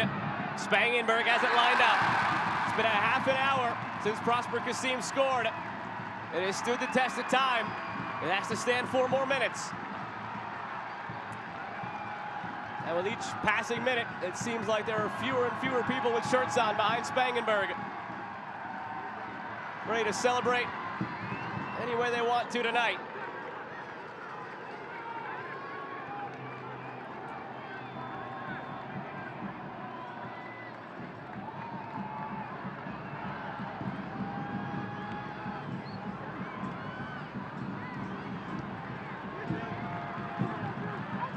Martinez for Agudelo. Now Pasher, can they find the insurance? Martinez, Pasher, Agudelo, let it go. Would have been offside.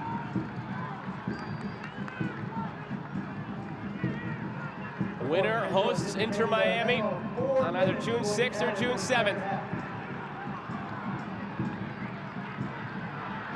Moses Mensah ready to check in. Bring on the extra defender. Asiadu. Agudelo. That's smart to keep it. Some of the veteran experience from your striker up top.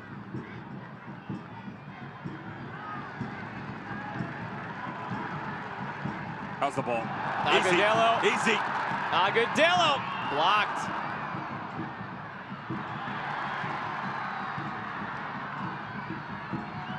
Here's Kasim, 2 minutes to play. Asiadu. That'll be all for Prosper Kasim. He should receive a terrific ovation here. Scored what could go on to be the winner as he's lifted from Moses Mensah and the extra center back. Show you the glory that was Prosper Kasim.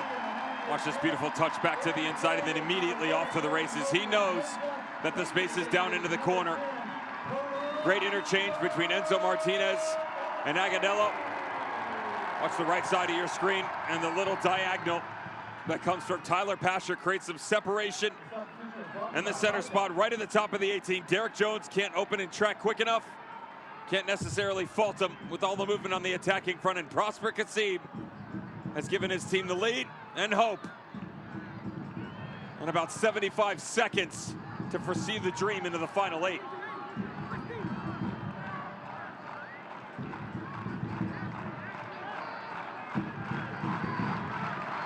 Final 60 seconds. There's been a buzz about a record crowd all night for Birmingham. They might take it to an even higher decibel level once that final whistle blows. Good luck even hearing that final whistle.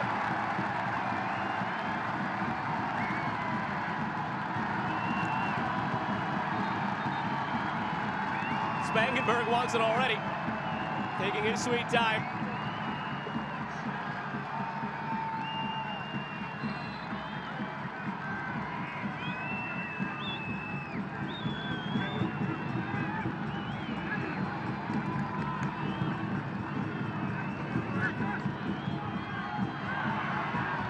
Maybe one last chance for Charlotte.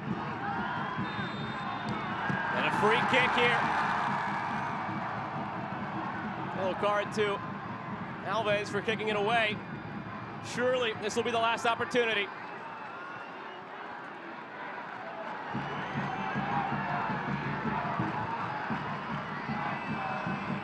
Where's Kalina?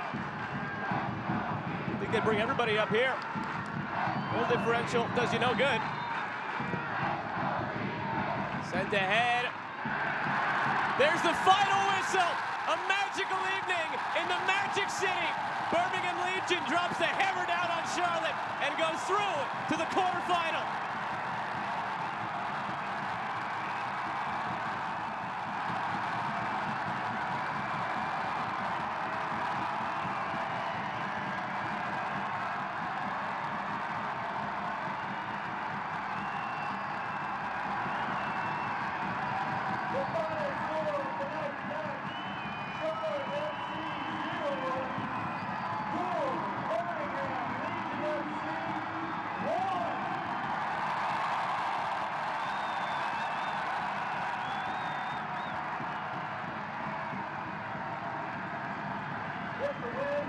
How's that for the response from the home fans? And what it means to this local town and the legend that continues to grow. For Tom Zone, for Jay Heaps, everything that they've built since 2019. They just had a belief. They said, we are going after this match. Certainly saw that thanks to Prosper Kasim in the 60th minute. Ball through by Agudelo. Second 45 minutes. They were bigger. They were better. They are Birmingham, and this is a cup set.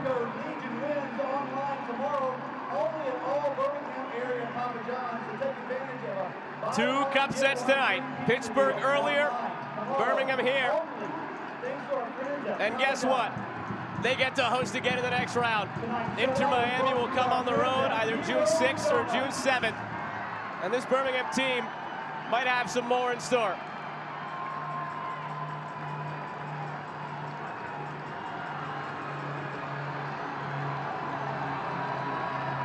Well, the run continues on for lower division teams as well. 6 years running now, you've got at least one team into the quarterfinal. 4 out of the last 5, we've seen 2 lower division squads make their way into the complement that is usually Big Brother and MLS. Birmingham Legion slays the dragon that is Charlotte FC on the road. Pittsburgh Riverhounds paid the favor earlier tonight to Columbus Crew. Still work to be done around the rest of the tournament. Chicago with the lead. The Rocky Mountain Cup in Colorado, Real Salt Lake. Just moments away from kicking off. But all that matters is that Red is in absolute raptures here in Birmingham. Incredible scenes from the USL Championship squad. Big wheels keep on turning. Home sweet home tonight for Birmingham. A look at the highlights of how they pulled off the second cup set of the evening. Well, it didn't start that well for them, did it? They were scrambling at the beginning of this game. The width, they really struggled defensively. Too much open space, especially on this right-hand side. Colin Smith had trouble with all the runs that were coming back through. Kerwin Vargas really had his pick of the litter. Unfortunately, couldn't get anything on the tail end of the service being whipped in, whether it be from dead balls, run a play, even Schwiderski on the doorstep. 6 yards out, you'd expect him to be automatic. Instead, simple collection for Trevor Spangenberg. And then the game changed. Tyler Pasher, you get dizzy watching those scissors. Well, certainly was the case for Malanda. Picked up his second yellow, 50th minute. And from there, the entire complexion changed. 2 halves in 22 minutes separated the infractions. And all of a sudden, you're looking for an identity if you're Charlotte. Well, they got a little bit flat in their overall dimensions. Watch Derek Jones as he drops out of the midfield. All of a sudden, he's not only tracking Enzo Martinez and Agudelo, he recognizes that he has to drop back. But on that rotation, you don't get the outside back that follows suit. So it's an overlapping run, really well taken by Prosper Kasim. And that cutback right there, no weak side support because he's the only midfielder that's readily available. Can't open his hips. Kasim does. He did. He took. And into the bottom corner goes the greatness that is Birmingham Legion and their second half game winner for the first ever home goal scorer in club history. Now, you better believe that is going to be sitting up on a mantle for quite some time somewhere. And this team is maybe not done yet, because you look at the road ahead and you see Inter Miami, a team that has had its struggles this season, got by last night, skin of their teeth. Beyond that, who knows? You've got Pittsburgh taking on Cincinnati. We saw it last year with Sacramento. It can be done, and this team has a lot of MLS experience, 8 out of the 11 starters tonight. And I think they proved, some of them at least, why maybe they should still be in MLS. Terrific victory tonight for Birmingham Legion. First ever team from Alabama to make a quarterfinal in the Open Cup. Absolutely magical night in the Magic City. They are through past Charlotte. They will host one more time at least, coming up on June 6th or 7th against Inter Miami. That does it for us tonight from Protective Stadium. My broadcast partner Devin Kerr and the crew that makes this possible, I'm Joe Malva saying good night from Birmingham. The Legion through to the quarterfinal.